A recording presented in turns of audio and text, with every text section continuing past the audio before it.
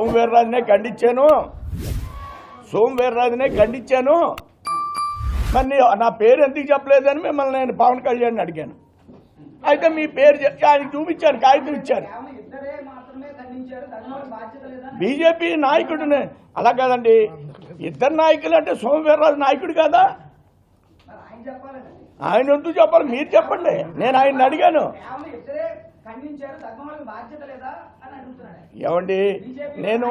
ఏమండి ఇప్పుడు నేను చాలా సీరియస్గా చెప్తున్నాను. It is a very serious matter for 3 parties. మీరు ఎత్తారు, మంచి పాయింట్ ఎత్తారు.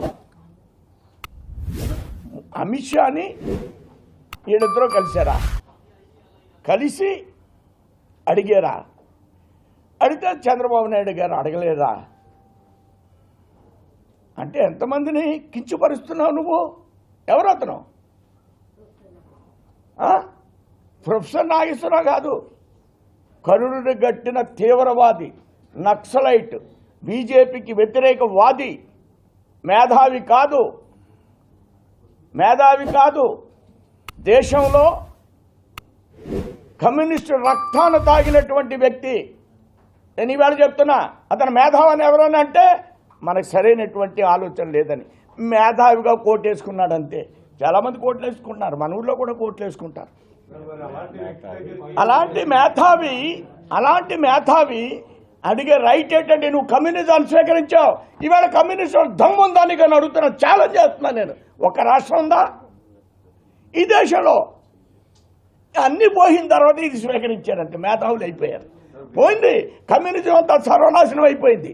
ఇప్పుడు మేధావి అయిపోయాడు, టీవీలు పెట్టుకుని మాట్లాడుతున్నాడు. ఏంటి ఉపయోగం ఏంటి? నీ రాష్ట్రాలనే కాపాడుకోలేనోడు పోయి నువ్వు ఎవరికి ఉపన్యాసం చెప్తావయ్యా? నీ కమ్యూనిజాన్ని కాపాడుకోలేనోడి ఎవరికి ఉపన్యాసం చెప్తావు? దేనికి నీ మేధావితత్వాన్ని అడుగుతున్నాను నేను. ఎవరిని చూతులు గుచ్చుతావని అడుగుతున్నా. మా మీద వ్యతిరేకి మాట్లాడతాడంతే, దట్స్ ఆల్. వెళ్ళాను నేను, సుందరయ్య గారి ఇంటికి వెళ్ళాను, కాళ్ళకి నమస్కారం పెట్టాను. చాలామంది ఇంటికి వెళ్తాం, చికెన్ తిని ఆయన ఇంటికి వెళ్తాం. ఒరే బాబు నువ్వు కమ్యూనిస్టు కాదు, నువ్వు క్యాపిటలిస్టు అని అడుగుతాను. కమ్యూనిస్టుల వాళ్ళు వెళ్తే తప్పేంది? కమ్యూనిస్టులతో స్నేహం చేస్తాం. ఆడ అపర మేధావులుగా మీలాంటిలో గుర్తింపు పొందారు కాబట్టి వెళ్తారు, ఆయనకి వెళ్ళి ఓ ఛాయ్ దాగి వస్తారు. ఒరే బాబు నువ్వు కమ్యూనిస్ట్గా ఉండకో, నువ్వు మారని లోపల చెప్పిపోతున్నావు, అది బయటికి చెప్పాలంటే.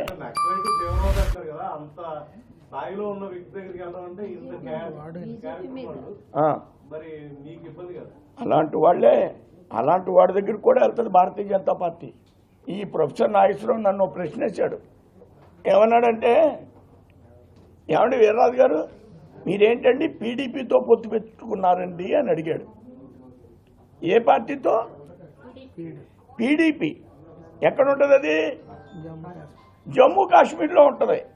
దేశానికి అవసరం అయితే మేము హైదరాబాద్లో ఉన్న ఓవైసీతో కూడా పొత్తు పెట్టుకుంటాం అన్నాను నేను.